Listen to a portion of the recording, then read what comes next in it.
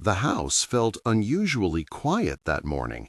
No music, no coffee aroma, just the faint clicking of her nails on her phone as I stood in the doorway holding two mugs she no longer wanted.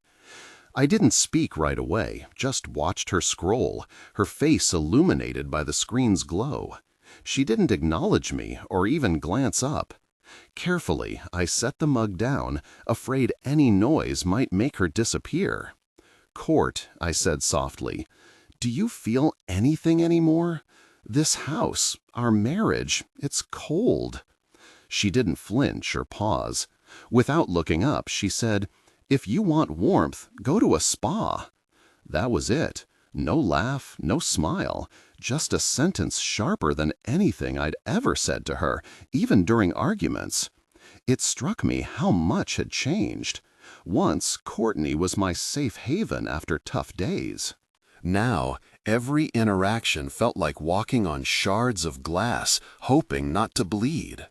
At work, I fixed printers and smiled as if everything were fine, pretending the silence at home wasn't growing heavier.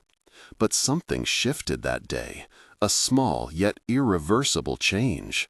When I returned home, she wasn't there. Her spa bag sat on the counter, and her Instagram post was already live. A photo of her in a steamy room with the caption, "You can't pour from an empty cup." Funny, I'd been pouring into her for years, but never saw her refill mine. I opened our banking app. The familiar blue glow mirrored the one on her face earlier.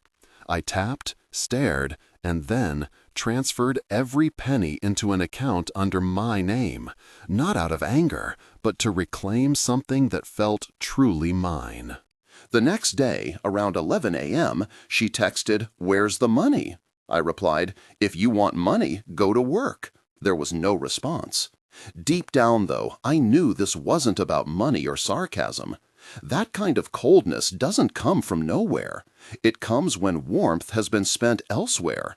And soon enough, I'd discover exactly where hers had gone. The following morning, the house was eerily silent. Not peaceful, but unsettling, like the calm before a storm. Courtney had already left. No note, no text, not even her usual passive-aggressive sticky notes about chores. I opened the fridge to find it nearly empty, save for a lemon and a bottle of almond milk I didn't buy. Pouring myself cereal with tap water, I stared at my phone, half expecting some snarky comment about the money. Nothing came. Around noon, I received a notification from the bank. She'd tried to pay for something and gotten declined. I pictured her reaction, confusion turning to annoyance, maybe even embarrassment, and wondered what she'd do next. A tiny, almost shameful part of me hoped it would make her reflect on us, on how much we'd grown apart. But by 5 p.m., she still hadn't said a word. That evening, I decided to take out the trash she'd left untouched for an entire week. As I tied up the bag, a crumpled receipt slipped out from between two empty wine bottles. It was from an upscale restaurant downtown. 2 entrees, 2 glasses of Pinot Noir, and a shared dessert, all time-stamped 2 nights ago. The same night she claimed she was too tired to talk. I didn't react immediately. I just stood there in the kitchen, gripping the receipt like it was evidence of a crime. Her name wasn't printed on it, but the last 4 digits of the credit card matched hers. Unless she had somehow developed a second stomach, someone else had been sitting across from her that night, clinking forks and sharing chocolate cake, while I ate leftover noodles alone in silence. I didn't confront her right away. Instead, I scrolled through her Instagram again. Before, I'd never paid much attention, but now, with fresh eyes, I noticed things I'd overlooked. The vague captions, the carefully cropped photos where arms or shoulders were cut out of the frame, the overuse of phrases like "me time." One story in particular caught my eye. A dimly lit photo of 2 wine glasses, blurred, as if she'd tried to obscure it but wanted someone to notice. Someone who wasn't me. She came home late that night, humming to herself as though nothing was wrong. No apology, no mention of the receipt.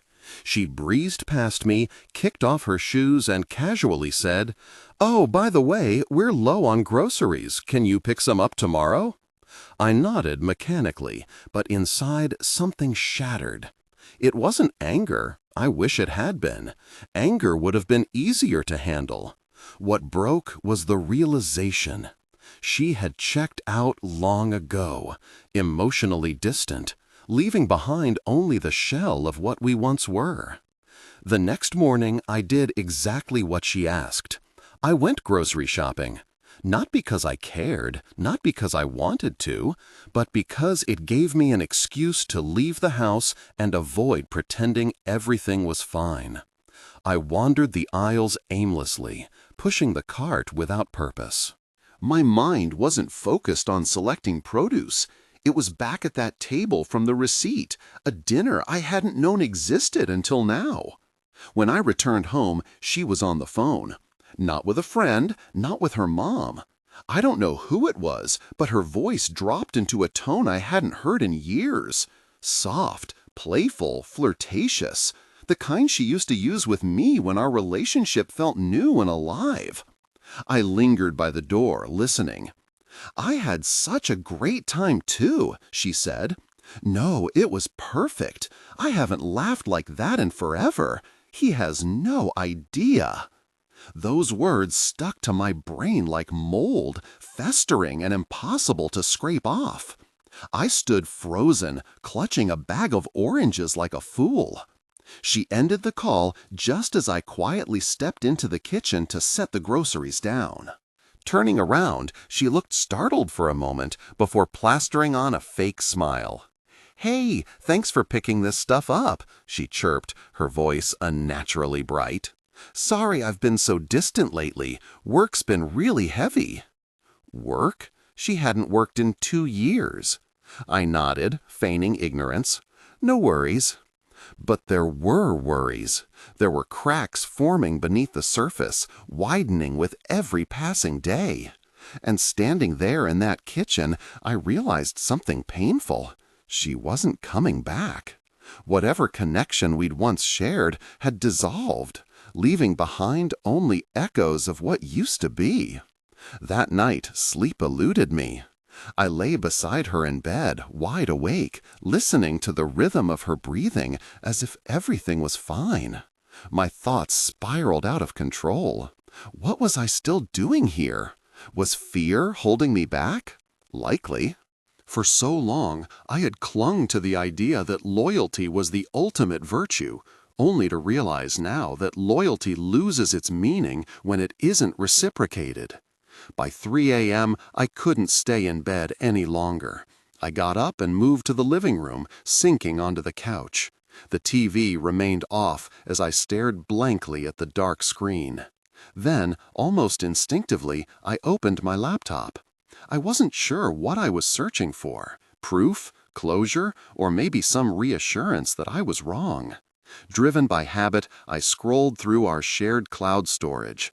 And then I saw it. A folder labeled Receipts and Rentals. I'd never noticed it before. Inside were screenshots, photos of dinner reservations, hotel bookings, and spa packages marketed as romantic getaways for couples. All recent, all under her name. One file stood out, a selfie of her in a robe, champagne glass in hand, her reflection captured in a mirror. Behind her, barely visible but unmistakable, was the bare shoulder of a man, not me. I closed the laptop slowly, as if shutting it could erase what I had just discovered. But it didn't work. I didn't cry, I didn't shout. I simply sat there, feeling small, invisible, erased. This wasn't just about suspicion anymore. It was betrayal, meticulously documented, time-stamped, and tucked away in a folder with an innocuous name. The days that followed blurred together. She carried on as though nothing had changed. Morning smoothies, gym selfies, laughter at something on her phone, things she never shared with me. Meanwhile, I drifted through the house like a ghost, unnoticed and unacknowledged. That's what really messed with my mind. It wasn't just the betrayal itself. It was how life continued around it, untouched. It felt like watching your home burn while everyone inside went about their evening meal, oblivious. She kept asking why I seemed distant. "Is it work stress?" she'd say, feigning concern in a way that made my skin crawl. Part of me wanted to confront her right then and there, to slam the laptop down in front of her, point to the folder, and demand an explanation. But something held me back. Maybe I wasn't ready to face her lies head on. Maybe I hoped she'd confess on her own. Or maybe I was too numb to act. One evening, I took Bentley, our golden retriever, for a walk. He was probably the only living being in that house who noticed I wasn't okay. As we strolled, he kept nudging my hand with his nose, as if trying to pull something out of me. Eventually, I found myself sitting on a bench outside the dog park, Bentley at my feet, staring at the sky. I tried to recall the last time I'd felt truly human. That's when the idea struck me. I wouldn't confront her, not yet, but I needed answers. I needed something undeniable, something I couldn't rationalize away. So I did something I swore I'd never do. I checked her tablet. It was synced to her phone, and for reasons unknown, she had left it on the couch that day. Hesitant but driven by a mix of anger and curiosity, I picked it up and opened it.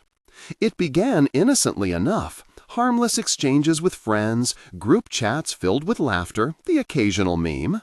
But then I saw a name that stopped me cold. Tanner. At first it didn't register, but then I remembered spotting it on a dinner reservation months ago. Curiosity got the better of me, and I opened the thread. And there it was, a secret life laid bare in text bubbles. "Tanner, last night was everything. Wish I didn't have to sneak out." Courtney, "Me too. I hate sleeping next to Milton after being with you." Tanner, "Soon, baby. He's clueless." Courtney, "He's too soft to do anything anyway." That last line gutted me. Too soft. As if kindness equaled weakness. As if choosing not to scream, cheat, or vanish without explanation made me unworthy. I closed the tablet and returned it to its exact spot as though handling evidence. Walking into the kitchen, I turned on the faucet and stared at my reflection in the darkened window. I wasn't going to explode. No shouting, no shattering plates. But neither could I continue pretending to be married to someone who mocked my decency behind my back. That night, she slid into bed beside me and casually suggested, "We should go somewhere warm next month, maybe a couples retreat." I said nothing. While she planned escapes, I plotted mine. The next morning felt heavier, quieter, but not peaceful. She sat in the sunroom sipping coffee, scrolling through her phone and humming a tune I didn't recognize. From the hallway, I watched her, unnoticed. Her hair was pulled into that messy bun she always claimed I adored. Once I had loved it. Now all I saw was someone who assumed I'd never stand up for myself. Someone who mistook my silence for consent. She glanced up. "Hey babe, can you grab my dry cleaning later? They close at 6.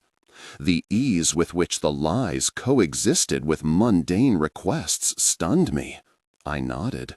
"Sure." Then I retreated to the bedroom and sat on the edge of the bed, my mind racing. I wouldn't play the part of the enraged husband. That's what she expected, an outburst she could twist into justification for her actions. No, I would be something far harder to dismiss, deliberate, composed, methodical. I started by taking stock of everything, digitally, emotionally, financially. I combed through our accounts, cataloging every subscription tied to my name, every auto payment linked to my cards, streaming services, monthly beauty boxes, an overpriced yoga app she barely used but flaunted online, all canceled. One by one, I dismantled the trappings of her carefree existence. Next, I called the internet provider and downgraded our plan to the most basic option. No more lightning-fast Wi-Fi for her late-night FaceTime calls to Marissa or whoever else might be on the other end. That evening, she stormed into the kitchen. "Did you mess with the internet? It's crawling!" I met her gaze with a calmness I hadn't known I possessed. "Figured we could save some money. You said we needed a break from screens anyway, right?" My tone was steady, unshakable. For the first time, I saw a flicker of uncertainty in her eyes. Whatever she had anticipated from me, an argument, a breakdown, it wasn't this. This version of me was unfamiliar territory, and for once she didn't hold the upper hand. She blinked, momentarily caught off guard by the calmness of it all. "Yeah, but you didn't even ask," she muttered. "I figured you'd be fine." "You usually do things without asking anyway." After that, she didn't say another word. She just rolled her eyes, muttered something under her breath, and walked out of the room. I didn't care. My mind was already racing ahead to the next step. That night, while she soaked in the bath, likely texting Tanner about how insufferable I was, I crept into the garage and retrieved the box I'd hidden weeks earlier. Inside were things she thought I'd forgotten or never knew about. Wedding photos, old letters, printed copies of her messages, and now screenshots from her tablet. I printed those too, not because I needed proof, I already had clarity, but because I wanted her to confront herself the way I had been forced to. Carefully, I tucked everything into a sealed envelope and placed it under her pillow. When she came to bed later, I pretended to be asleep. I felt her body tense as she discovered it. She didn't open it immediately. She just sat there, clutching it like it might explode at any moment. The silence between us wasn't icy anymore. It was heavy, suffocating. I was done waiting for her to see me, to acknowledge what I'd known for so long. The next morning, I acted as though nothing unusual had happened. I poured coffee, shuffled around the kitchen, deliberately making enough noise to suggest I wasn't anxiously awaiting her reaction. I wasn't, not anymore. I'd already said everything I needed to, just not with words. It was all there in that envelope under her pillow. Every text, every reservation, every cutting remark about how weak I was. Every lie delivered with a practiced smile. She didn't bring it up right away. Instead, she entered the kitchen dressed as if she were meeting royalty for brunch. Flawless makeup, hair styled to perfection, wearing that black coat she always claimed made her feel invincible. I watched her sip the coffee I'd made, cross her legs elegantly as though posing for a magazine spread, and casually ask, "Are you working late again tonight?" I almost laughed. She was playing it so cool, as if the explosive truth hadn't been sitting beneath her pillow just hours before. "I might be," I replied. "Depends on how things go." She nodded absently, her gaze glued to her phone. A beat passed, then another, before she finally spoke, as though it were an afterthought. "By the way, that envelope? Dramatic move." I turned to face her slowly. "Dramatic?" She shrugged, her expression indifferent. "You really went through all that trouble printing screenshots? That's a lot of ink for someone who claims to care about cutting costs."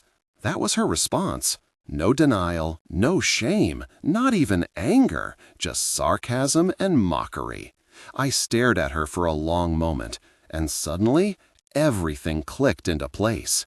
This wasn't guilt. This wasn't regret. This was someone who had already rationalized every betrayal in her mind and now viewed me as the foolish one for calling her out.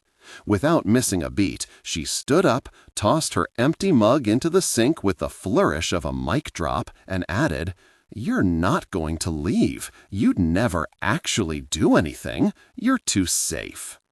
And there it was, the final piece of the puzzle. Her words confirmed what I'd suspected deep down. She didn't stay because she loved me. She stayed because she believed I wouldn't dare to walk away. She remained because she believed I lacked the courage to walk away, that I was too afraid to cease being her financial provider, her emotional punching bag, and her placeholder in life. She left for her brunch, and I lingered at the table for what felt like hours, staring at the vacant chair opposite me. The silence no longer carried a chill. It felt empty, devoid of meaning. And in that emptiness, something within me shifted. I had spent so much time trying to make her see me, to validate my presence in her life. But why? Why plead for recognition from someone who had already decided I wasn't worth it? That evening, I didn't show up late to work. I didn't go at all. Instead, I went somewhere else, a place she would never anticipate. What I witnessed there unraveled everything even faster. She called it brunch, but I knew better. Her outfits always seemed overdressed for these so-called casual outings. As she left the house, her energy radiated in a way I hadn't seen directed toward me in years. She moved with lightness, humming softly under her breath, glancing at her reflection twice before the door clicked shut behind her. This wasn't someone heading off for mimosas with friends. This was someone eager to be noticed by someone specific. So I followed her. Not dramatically, no disguises or Hollywood theatrics. I simply waited 15 minutes, then got into my car and drove the familiar route she often took downtown.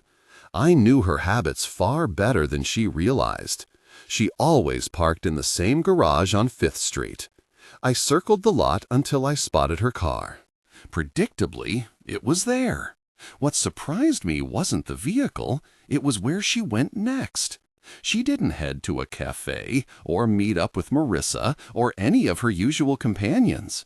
Instead, she turned a corner and disappeared through the back entrance of a boutique hotel, its sleek glass facade gleaming in the sunlight.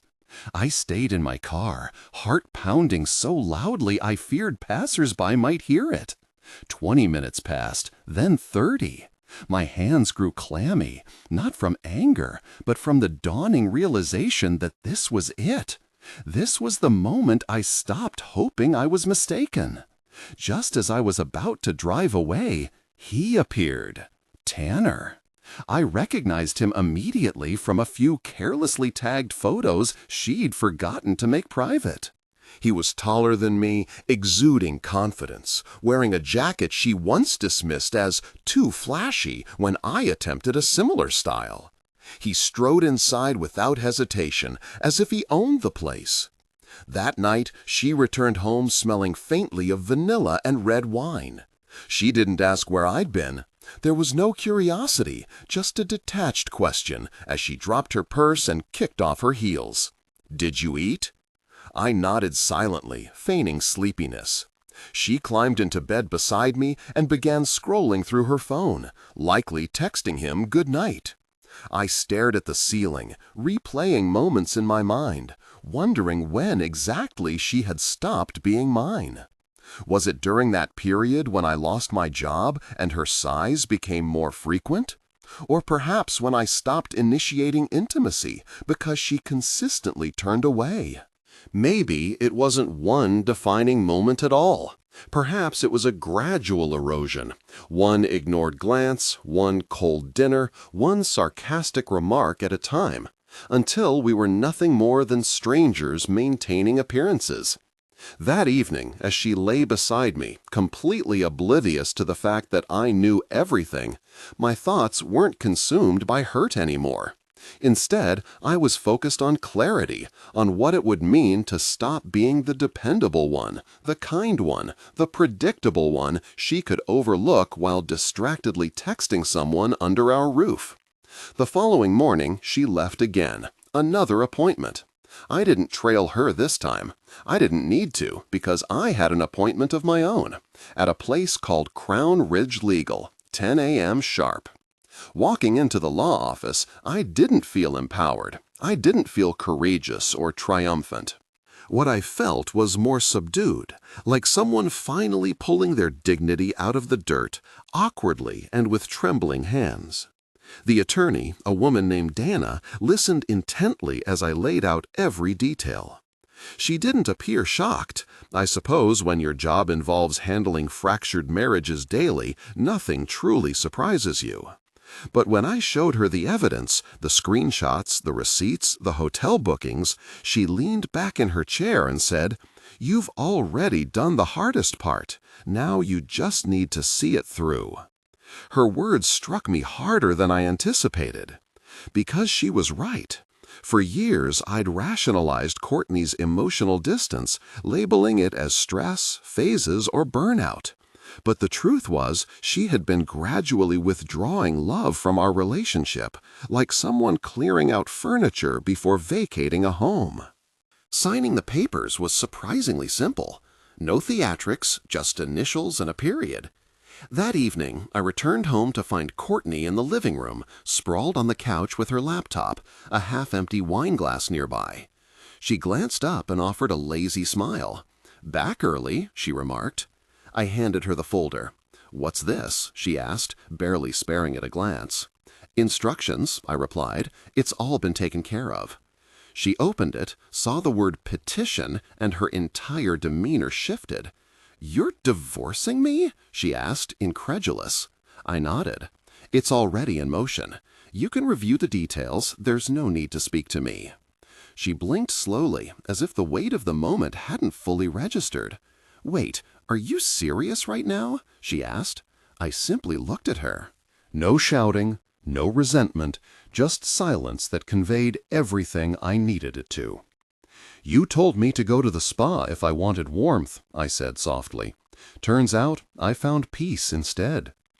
That was the last meaningful conversation we had. Within 2 weeks, she moved out. She didn't contest the process. Perhaps she felt relief. Maybe she realized she'd underestimated the man she once thought was too gentle to leave.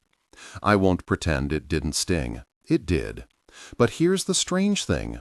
Once she was gone, the house didn't feel cold anymore. It felt honest. Bentley, my dog, began sleeping near my door again. For the first time in ages, I could actually hear myself think. And for the first time in forever, I started making plans. Not for us, not for mere survival, but for my own life. This was my story, and I shared it because I know I'm not alone in having stayed too long, hoping someone would change. Have you ever found yourself brushing off warning signs in a relationship or friendship, believing that staying loyal would somehow fix everything? It's a common scenario many people face.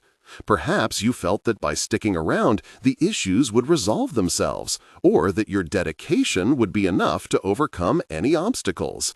If this sounds familiar, you're not alone. Many individuals have been in situations where they prioritized loyalty over their own well-being, only to realize later that some problems can't be solved by commitment alone.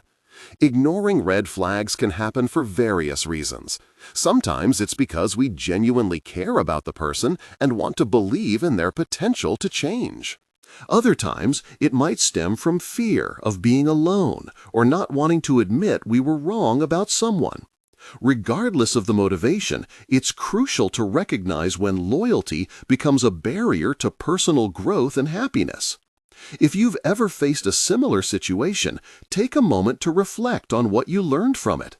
Sharing your insights could be invaluable to others who might currently be struggling with whether to stay or walk away.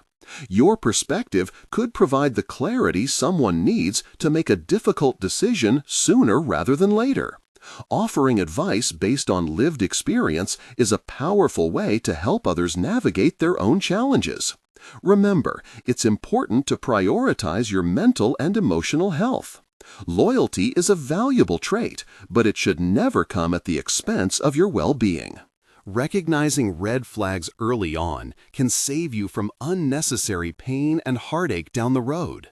Trust your instincts and don't hesitate to seek support from friends, family, or professionals if you're unsure about what steps to take. Every story matters, and your voice could be the one that makes a difference for someone else.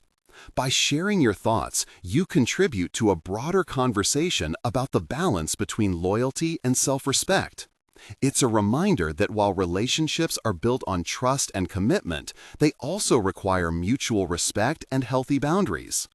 By discussing these experiences openly, we create a space where people feel empowered to make choices that align with their values and priorities.